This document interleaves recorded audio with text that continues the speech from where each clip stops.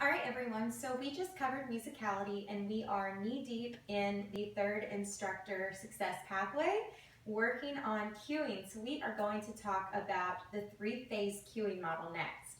The three-phase cueing model is a hallmark of the Beachbody Live formats. So once you learn this three-phase model, you'll be able to apply it to all other formats. And it's awesome, it keeps your cueing super simple and effective and helps create that fluidity in class, just like we talked about with musicality. So the three-phase cueing model is made up of three phases. Phase number 1 is introduce, phase number 2 is improve, and phase number 3 is inspire. And this is going to be the same across all formats.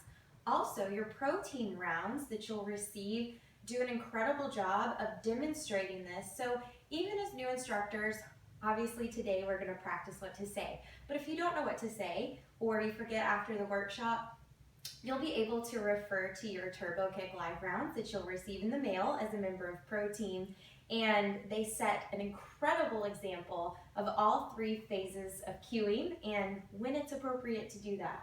So you can emulate those DVDs. It's kind of like a fake it till you make it type thing. So the first phase is to introduce. So when we introduce, we are introducing the move. We're telling our class what to do, which direction to go, and how to modify that so that we can take all of the impact out of the move for someone with an injury, maybe someone like me that's pregnant in your class. And we want to get everybody moving at the same time. So those are the goals for phase 1 of the three-phase cueing model. It's pretty simple. So we would say things like double, bob, and cross to the right.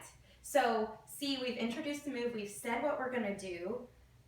We're starting on that timing, and we're going to use those concepts that we learned earlier in musicality to make sure that everybody is starting at the same time. And I just told them which direction to go, so we're on the right foot, right? Phase 1 cueing, pretty simple. Your main goal for this one is to not over cue. We don't want to tell them too much too soon, all right? So keep it simple on the phase 1 cues. Then we're going to move on to phase 2, and the goal of phase 2 is to improve the move, like it says. So we want to fine-tune those movements so that your class participants can get the most out of that move and ultimately the most effective workout. So we're going to talk about how to do it better, any corrections on form that you may see, where they should feel it. We're going to use analogies and also show those progressions and regressions to take that move up to an extra notch for your more fit participants, or maybe scale it back for those that are struggling just a little bit. So we want our participants to have the most effective workout. We want them to use proper form and technique, and after we introduce the move, this is our chance to do that. So you're going to say things like, feel it in your obliques, like on the wheel. So when we throw the wheel, we want them to feel it in their obliques. So if we say it, they're going to think about it and do it properly. Also, we can show those variations, like on double jumping jacks, we may add a tuck jump in, or an air jack. That would be an example of a progression. We can also say, use analogies. So you can scan the room and look for basic form and technique errors that you see. Maybe if you see quite a few of them, you can call that out just to help bring that to your class participants' attention, not directly singling someone out, of course, but for example, so if your front push kicks are looking a little wonky, you can say, on the front push kick, it's like you're closing a door with the ball of your foot. You're reaching forward with your hip. So we told them where to feel it. We gave them an analogy. Or like on the wheel, for example, I love going back to the wheel because it's such an easy one. So you can say, it's like you're doing cartwheels in a room with 5-foot tall ceilings. So lots of imagery there so people can get that in their mind for phase 2. Then you're going to move on to phase 3, where we inspire.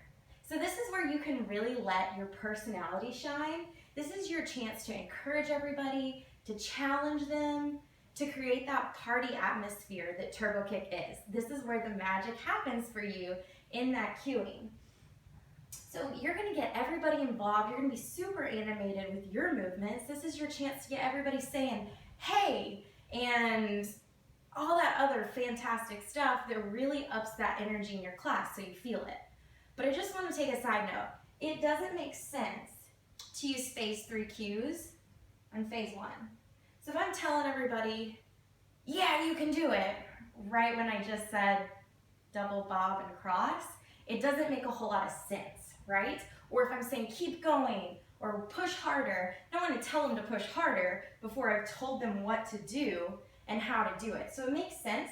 You're also going to find yourself moving back from phase 3 cues back to phase 2 cues because you're going to see some different flaws and forms, some different things come up. So it's important to go back and forth between the phase 2 and phase 3 cues. But phase 3 is where you get everybody to say, hey, on the ski 3 knee, and you bring that extra energy and you push them to get the most out of their workout. So we're gonna practice all of this. So everybody stand up, and I want you to be thinking about those descriptive cues that we can use for each of the phases. All right, let's practice.